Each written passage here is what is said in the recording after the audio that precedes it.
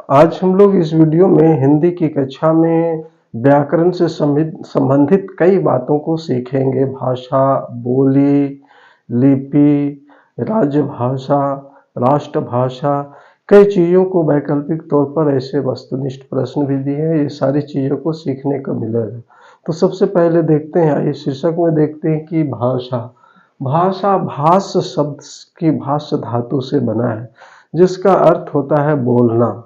शुद्ध शुद्ध बोलना, अपने विचारों को, भावों को एक दूसरे से आदान प्रदान प्रकट करते हैं। वो माध्यम होता है, एक साधन है, उसे भाषा कहते हैं।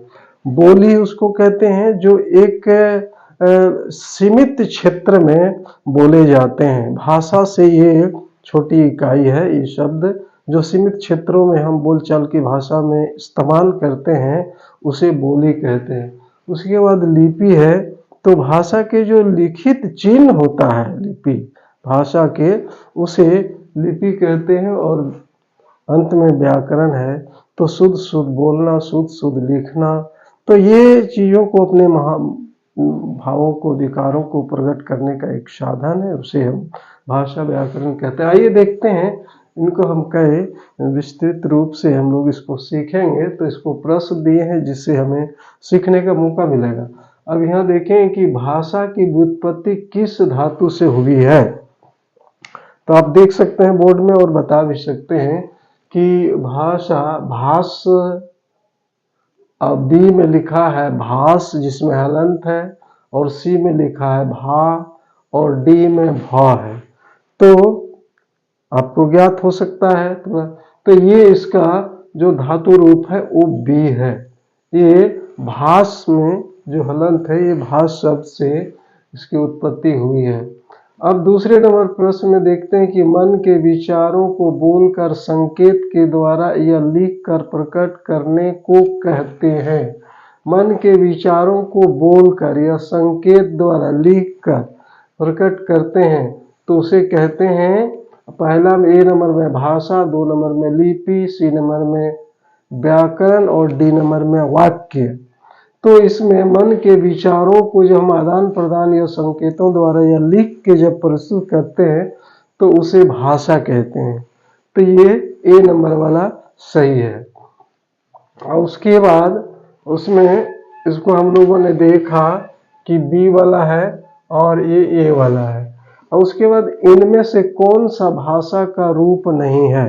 अब विकल्प 4 दिया हुआ है, कौन भाषा के नहीं? मौखिक, लिखित, अदृश्य और सांकेतिक। तो हम लोगों ने जैसा पढ़े हैं कि भाषा के 3 रूप होते हैं, एक मौखिक होता है, लिखित होता है और सांकेतिक होता है। तो इसका मतलब चौथा जो है ये भाषा का रूप नहीं है, जो अदृश्य है। अब देखेंगे 4 नंबर प्रश्न क्या कहता है। भाषा के किस रूप में विचारों को बोलकर प्रकट किया जाता है। भाषा के किस रूप में विचारों को बोलकर केवल प्रकट किया जाता है। तो पहला है मौखिक, दूसरा है सांकेतिक, तीसरा है लिखित, और चौथा में डी नंबर में है उपर्युक्त सभी। तो केवल मनोविचारों को बोलकर जब प्रकट करते हैं तो होता है मौखिक रूप। अब 5वां नंबर देखते हैं कि उर्दू भाषा की लिपि क्या है। तो सभी भाषाओं की लगभग लिपि होते हैं, चिन्ह होते हैं, जिसके माध्यम से लिखित किया जाता है, उसके माध्यम से हम जानते हैं। तो उर्दू भाषा की लिपि क्या है। तो 1 नंबर में, ए नंबर में देवनागरी, बी नंबर में फारसी, सी नंबर में तमिल, और डी नंबर में है रोमन। तो इसका उर्दू भाषा का जो है वो फारसी होता है। अब देखते हैं 6 नंबर में, भाषा के किस रूप में विचारों को संकेतों द्वारा प्रकट किया जाता है। विचारों को संकेत द्वारा, तो ए नंबर में मौखिक, बी नंबर में सांकेतिक, सी नंबर में लिखित, इनमें से कोई नहीं डी नंबर में। तो ये संकेत यहाँ लिखा हुआ है सांकेतिक द्वारा, जैसा कि बताया है पहले कि भाषा के 3 रूप होते हैं जिसमें एक सांकेतिक होता है। तो ये सांकेतिक बी नंबर सही होगा। 7 नंबर में, भाषा के किस रूप में विचारों को लिख कर प्रकट किया जाता है। तो ये कई बातें आ रही है, अगर सचेत होकर सुनेंगे तो आपका उत्तर आगे क्लियर होते जा रहा है। भाषा के किस रूप को विचारों को लिख कर प्रकट किया जाता है? तो मौखिक, सांकेतिक, लिखित और इनमें से कोई नहीं। तो मौखिक तो बोलकर, सांकेतिक जो होता है दिखाकर, और लिखित जो है ये इसमें उत्तर लिखित होगा। 8 नंबर में भाषा के किस रूप के लिए लिपि अनिवार्य है? किस रूप के लिए लिपि की जरूरत कहाँ पड़ती है हमें? तो भाषा के किस रूप के लिए लिपि अनिवार्य है? तो मौखिक है 1 नंबर में, बी नंबर में सांकेतिक, 3 सी नंबर में लिखित और डी नंबर में। तो लिखने की जरूरत पड़ेगा लिपि में, तो इस ये लिखित लिपि में लिपि लिखित होगा। 9 नंबर प्रश्न में भाषा का स्थानीय रूप कहलाता है। स्थानीय रूप तो मैंने एक सीमित क्षेत्र में, जो मैंने पहले ही कह चुका है, तो लिपि तो उनके चिन्ह होते हैं, जो विचार होते हैं वो तो इसमें नहीं, व्याकरण तो शुद्ध शुद्ध बोलना लिखना, ये सीमित क्षेत्र बोली है, ये बोली। तो आगे 10वां नंबर में बोली का क्षेत्र होता है। बोली का क्षेत्र कैसा होता है? तो यहाँ 1 नंबर में सीमित, बी नंबर में असीमित, सी नंबर में विस्तृत और डी नंबर में कोई नहीं। तो इसका ए नंबर सही हो जाएगा। सीमित क्षेत्र बोली का एक सीमित क्षेत्र होता है। 11 नंबर में किसी भाषा को लिखने के लिए जो सांकेतिक चिन्ह प्रयोग होते हैं उन्हें क्या कहते हैं? भाषा के सांकेतिक चिन्ह को क्या कहते हैं? तो ए नंबर में बोली, बी नंबर में भाषा, सी नंबर में लिपि, डी नंबर में व्याकरण। तो वो उसको सांकेतिक चिन्ह को लिपि कहते हैं। 12 नंबर में हिंदी भाषा की लिपि क्या है? हिंदी भाषा की लिपि ए में रोमन है, बी नंबर में देवनागरी, सी नंबर में बांग्ला और डी में गुरुमुखी। तो हिंदी भाषा की लिपि देवनागरी है। इनमें अंग्रेजी भाषा की लिपि क्या है? अंग्रेजी भाषा की लिपि एक में रोमन, बी में देवनागरी, सी में बांग्ला, डी में गुरुमुखी। तो ये अंग्रेजी भाषा के रोमन है। इनमें से कौन लिपि नहीं है? लिपि जिसका चिन्ह होता है वो नहीं है। फारसी है, देवनागरी है, हिंदी है, गुरुमुखी। हिंदी लिपि नहीं है, हिंदी के देवनागरी लिपि होती है, गुरुमुखी के सिखों के होते हैं और देवनागरी हिंदी फारसी के। 15 नंबर में देखते हैं कौन भाषा की इकाई नहीं है? कौन भाषा में इसकी जरूरत नहीं पड़ती है भाषा? तो वर्ण है, ध्वनि है, शब्द है, विचार की जरूरत नहीं है।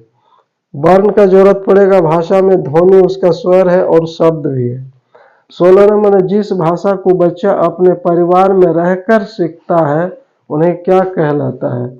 ए नंबर में मातृभाषा, 2 में राष्ट्रभाषा, सी में राजभाषा और संपर्क भाषा। तो ये जो परिवार में सीखता है वो मातृभाषा कहते हैं। अब आगे देखते हैं 17 नंबर में कि संविधान में हिंदी भाषा का दर्जा प्राप्त है। तो क्या ए नंबर में मातृभाषा के रूप में प्राप्त है, राष्ट्रभाषा के रूप में प्राप्त है, राजभाषा के रूप में प्राप्त है, या संपर्क भाषा के रूप में? मातृभाषा जो परिवार में बोलते हैं उसे मातृभाषा कहते हैं, संपूर्ण राष्ट्र में बोलते हैं और राष्ट्रभाषा कहते हैं। जो राज्य में काम करते हैं दर्जा प्राप्त है वो राजभाषा है। एक संपर्क से भी लोग सीखते हैं कुछ भाषाएं। 18 नंबर राजभाषा से तात्पर्य है। तो राजभाषा से तात्पर्य क्या उसको कहेंगे? तो आम बोलचाल की भाषा, राजकाज की भाषा, व्यापार की भाषा, संपूर्ण राष्ट्र की भाषा। जो संपूर्ण राष्ट्र में बोलते हैं उसको, व्यापार के लिए कहीं जाते हैं तो वहाँ अलग अलग भाषाओं से संपर्क होता है, तो ये राज्य भाषा है, राजकाज की भाषा है। ये राजभाषा का तात्पर्य है राजकाज। 19 नंबर में भारतीय संविधान में हिंदी को भारतीय संविधान में हिंदी को राजभाषा कब घोषित किया गया? हिंदी को राजभाषा के लिए कब घोषित किया? तो ये नंबर में 15 अगस्त 1947। ये तो नहीं है क्योंकि इस डेट में हमारा देश आज़ाद हुआ था। 26 जनवरी 1950 ये भी नहीं है क्योंकि इसमें हम लोगों ने संविधान लागू किया।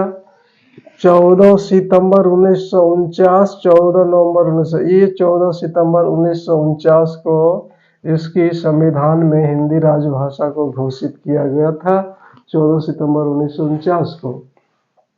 अब व्याकरण की यहाँ परिभाषा दी गई कि व्याकरण वह खाली जगह है जिसके द्वारा किसी भाषा को शुद्ध रूप से बोलने, पढ़ने और लिखने के नियमों का ज्ञान होता है। तो क्या ए नंबर में शास्त्र, 2 नंबर में शस्त्र, सी नंबर में अस्त्र और डी नंबर में उपयुक्त सभी। तो व्याकरण वह शास्त्र ए नंबर होगा, वह शास्त्र जिसके द्वारा किसी भाषा को शुद्ध रूप से बोलने, पढ़ने और लिखने के नियमों का ज्ञान होता है। तो ये हम लोगों ने ये वैकल्पिक चीजों को सीखा। अब नीचे थोड़ी सी विस्तृत के लिए थोड़ी सी व्याकरण के जैसे अंग होता है। तो सबसे पहले वर्ण होते हैं, वर्ण या अक्षर जिसके खंड या टुकड़े नहीं करते वो वर्ण विचार। और वर्णों के सार्थक समूह को शब्द कहते हैं और शब्दों के सार्थक समूह को कहते हैं उसमें पद है विचार और वाक्य विचार। जो शब्दों के सार्थक समूह को वाक्य कहते हैं। जब वर्ण है उसको जिसका खंड या टुकड़े नहीं होते हैं, उसके खंड या टुकड़े करने से वो निरर्थक हो जाते हैं। फिर वर्ण जिसका खंड या टुकड़े, शब्द भी वही है जिसका सार्थक शब्द, उसमें कई वर्ण होते हैं उसके मिलके सार्थक को ही शब्द कहते हैं। और शब्द को ही जब उस पद में प्रयुक्त होता है शब्द तो उसको पद विचार कहते हैं, पद कहते हैं। और ये शब्दों के जो समूह होता है उसको वाक्य विचार कहते हैं। भाषा के रूप, भाषा के जैसा कि हम लोग जानते हैं 3 रूप होते हैं, एक मौखिक, लिखित और सांकेतिक।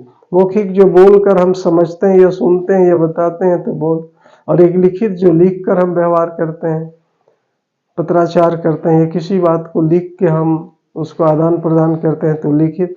और सांकेतिक द्वारा जो हम चित्रपटों द्वारा हम उसका उपयोग करते हैं। मातृभाषा जैसा हम लोगों ने सीखा कि बच्चा अपने परिवार में रहकर जिस भाषा से सीखते हैं उसे मातृभाषा कहते हैं। जो संपूर्ण राष्ट्र में बोले जाते हैं उसे राष्ट्रभाषा कहते हैं। और उस राष्ट्र में जो राज्य काज की भाषा होती है, जिस भाषा से कार्य होते हैं उसे राजभाषा कहते हैं। और सीमित क्षेत्रों में जो बोली जाती है उसे बोली कहते हैं।